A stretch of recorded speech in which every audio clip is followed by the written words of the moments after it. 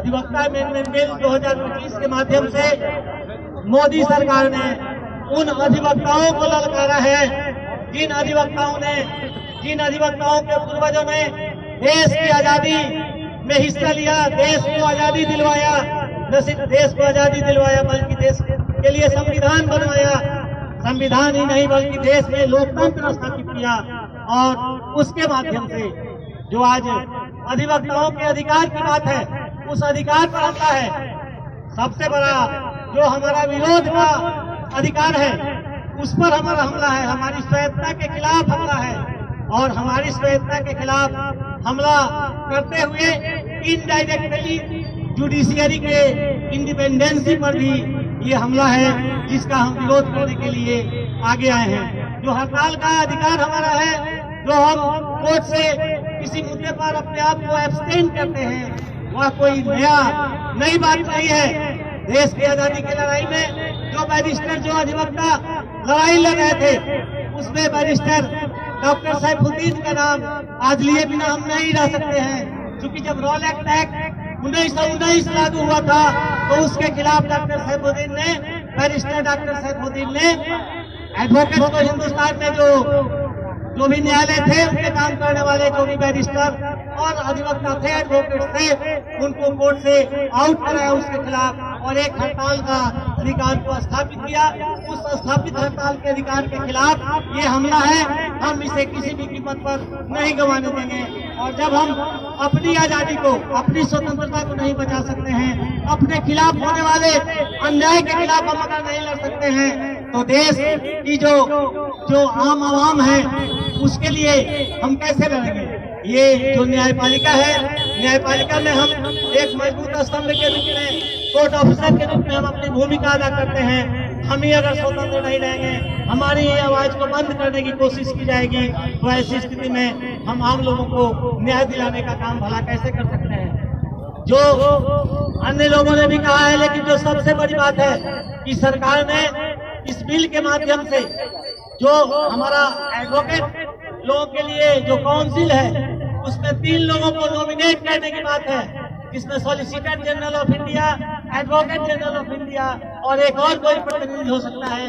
3 की मौजूदगी में ही कोई डिसीजन होगा और जो सरकार का डिसीजन होगा वो हमारे पर बाइंडिंग होगा, उससे हम मुकर नहीं सकते हैं, उसके खिलाफ हम नहीं जा सकते हैं। दोस्तों, आपको पता है कि आज इस देश में न्यायपालिका पर 4 करोड़ मुकदमे न्यायपालिका में लंबित है, जिसमें हमारी भूमिका है। और वैसी स्थिति में अधिकतर जो केसेज हैं वो सरकार के खिलाफ होते हैं। सरकार के खिलाफ हम केसेज लड़ते हैं और उसमें अगर हमारी स्वायत्तता नहीं रहेगी, हमारी इंडिपेंडेंसी नहीं रहेगी, तो हम कैसे उनके खिलाफ लड़ सकते हैं, अपनी बातों को रख सकते हैं। देश के आम आवाम को हम कैसे उनके खिलाफ होने वाले अन्याय से उनको बचा सकते हैं। अगर इस बिल के खिलाफ हम नहीं लड़े तो निश्चित रूप से हमारी स्वायत्तता और जुडिशियरी की स्वतंत्रता भी समाप्त होगी। और जुडिशियरी की स्वतंत्रता जब प्रभावित होगी तो निश्चित रूप से इस देश का लोकतंत्र प्रभावित होगा।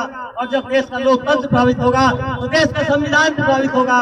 और जब देश का संविधान प्रभावित होगा तो निश्चित रूप से आने वाले दिनों में कभी न कभी, किसी न किसी रूप में हमारे देश की संप्रभुता भी प्रभावित हो सकती है। इस बात की गंभीरता को ध्यान में रखते हुए हम न सिर्फ अधिवक्ता साथियों से बल्कि मुजफ्फरपुर के आम आवाम को भी इस आंदोलन को मजबूत करने के लिए हम आह्वान करते हैं इस मंच के माध्यम से, क्योंकि यह आंदोलन सिर्फ अधिवक्ताओं का नहीं है बल्कि यह आम आवाम से जुड़ा हुआ एक आंदोलन है। लोकतंत्र की मजबूती के लिए आंदोलन है, संविधान को बचाने के लिए आंदोलन है। इसलिए आम आवाम से भी हम आग्रह करें कि आने वाले दिनों में जो हमारे कार्यक्रम होंगे उनको सफल बनाने में अप्रत्यक्ष रूप से आपकी भी भूमिका होनी चाहिए। हम इसका आह्वान करते हैं। और इन्हीं सबके साथ आप तमाम साथियों ने जो आज के इस प्रतिरोध मार्च को सफल बनाने में जो अपना योगदान किया, जो अपनी महत्वपूर्ण भूमिका अदा की, उसको निश्चित रूप से इतिहास याद रखेगा।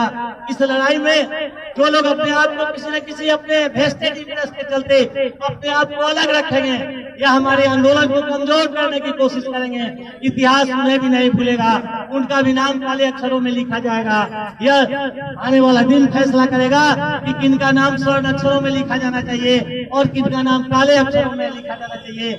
ये आने वाली पीढ़ी पर हम छोड़ते हैं कि वही फैसला करेगी। इस आंदोलन से जुड़े हुए कुछ लोग जो सरकार की हिमाकत कर रहे हैं अपने पद के लिए, सरकार के द्वारा जो हमारी आजादी को छीनने का प्रयास किया जा रहा है उस पर इनडायरेक्टली उसका सपोर्ट कर रहे हैं। यह निश्चित रूप से किसी भी अधिवक्ता संगठन के नेतृत्व के लिए निश्चित रूप से शर्मनाक बात है।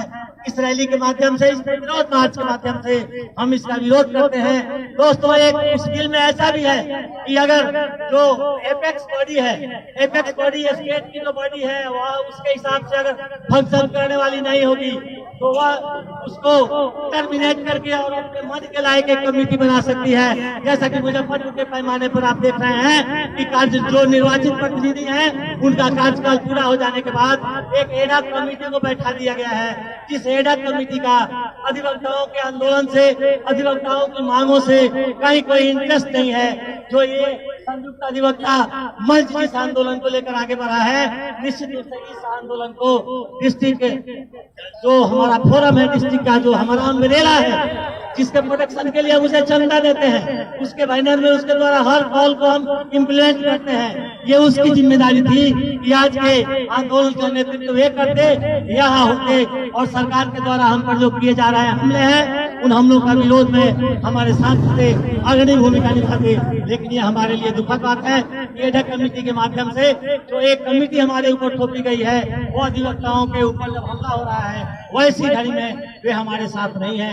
तो जो मैंने कहा कि स्टेट में भी इस तरह का एक एडहॉक मैनेजमेंट करने की बात हो सकती है, जो कि निश्चित रूप से जो ऑर्गेनाइजेशनल स्ट्रक्चर है उसके खिलाफ होगा। और इससे हमारी स्वायत्ता, अधिवक्ताओं को जो किसी संगठन के नेता के खिलाफ काम करने वाले लोग होंगे उनको भी इस मूवमेंट से अलग करने का एक प्रयास हो सकता है, जो कि इनडायरेक्टली अभी जुड़ा हुआ एक मुद्दा है जो हमारी बात है। लेकिन इन तमाम चीजों के बाद हमारी लड़ाई सरकार से है, केंद्र की सरकार से है, मोदी सरकार से है, जिसने हमें ललकारा है और हमें ललकार कर एक जो बिल हमारे सामने लाया है 2025, ये कब कानून के रूप में संसद में ला दिया जाएगा और घंटा 2 घंटा 3 घंटे के पास के बाद इसे पास कराकर राष्ट्रपति के पास कानून बनने के लिए भेज दिया जाएगा, इसकी कहीं कोई गारंटी नहीं है। किसानों के संबंध में होने वाले कानून या अन्य कानूनों के संबंध में आपने देखा है कि पार्लियामेंट में किस तरह आने वाले बिलों पर डिस्कशन होते हैं।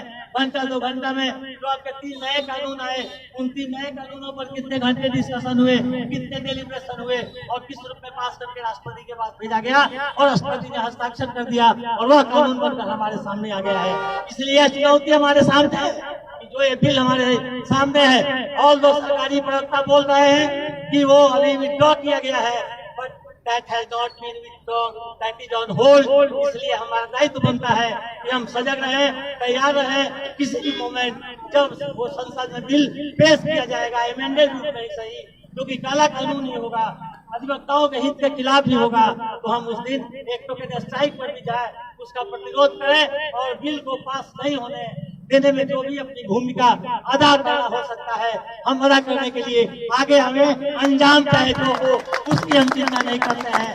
तो संगठन संघर्ष नहीं कर सकता है वो जिंदा नहीं रह सकता है, क्योंकि संघर्ष ही किसी संगठन की आत्मा होती है। जो संगठन संघर्ष नहीं करेगा वह संगठन मुर्दा हो जाएगा और मुर्दा संगठन किसी भी रूप में अपने सदस्यों की समस्याओं का समाधान